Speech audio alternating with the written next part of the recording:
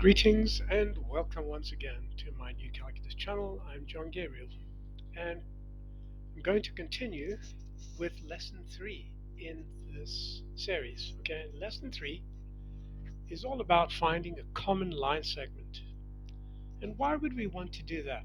A common line segment which fits into both two given line segments without a remainder. Why would we want to do that? Well, because guess what?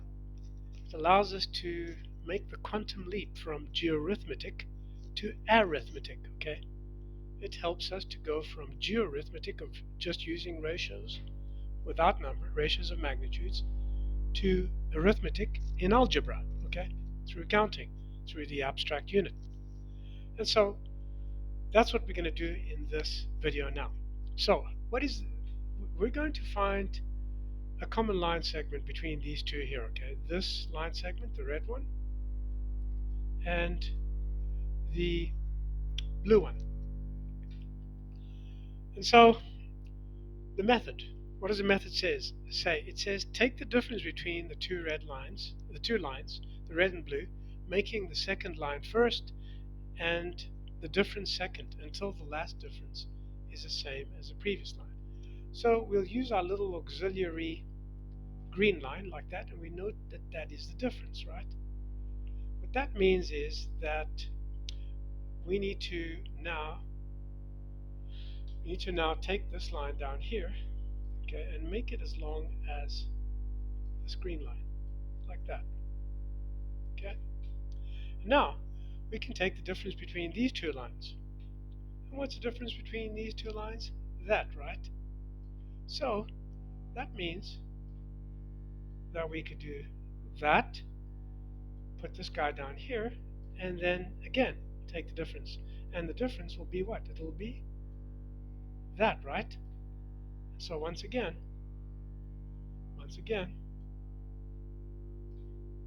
we do this, we bring it down here like that, and we notice that the final difference is that, right? So now the lines are equal, and that is the line that divides the original two lines. Okay, so the original two lines that we had were, and I'm just going to reload this applet. Remember, this is 3 units, this is 3 squares long, okay? I'm just going to reload the applet. That would be that one. Nope, don't want to save them. Okay, so I said that this here is the common line segment. Let's see. 1, 2, 3, 4. So now we know how to find a common line segment. It works for any ratio that has the property of quotientness. What that means is it has measure. There are exceptions. Now, for example, if a given ratio does not have a common measure, in other words, a common line segment, then there will be no terminating condition. Then you'll find yourself doing this process without being able to stop. Such ratios are called ratios without quotientness. That word is a Greek word, and in ancient Greek it's pilikotita, and it means that a ratio has a common divisor for its parts, for both parts. And not in the sense of number, but in the sense of magnitude. So we can approximate them, the parts, by dividing the consequent of the ratio, this guy here, into equal parts, and using one of these parts to count approximately how many times it fits into the antecedent of the ratio, into this part here. Okay. So for example, a known ratio without quotientness is the antecedent of which is the diagonal of a square, and its consequent as the side of the same square. What you normally think of as square root 2. There are others like pi, e, and all the other so-called irrational numbers. They're not numbers, but mainstream idiots, math idiots, love to think of them as such. But those are ratios that do not have quotientness, therefore they cannot be measured. Now remember, every number is a fraction and vice versa. There is no number that is not a fraction, and there is no fraction that is not a number. Now, we find a common line segment for the very purpose of being able to count how many times it fits. And if we find a common line segment, then we can form ratios like I've done here, using this common line segment as the consequent and its multiples as the antecedent. So if I take these three lines here and ratio of these three lines to itself, I can call that the number 1, or just 1 over 1. Okay.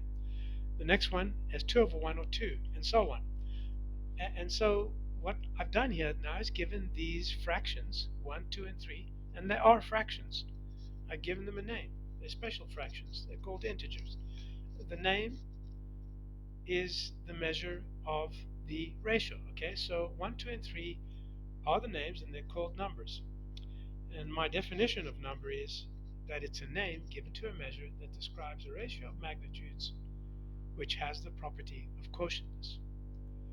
So, my friends, that's pretty much it.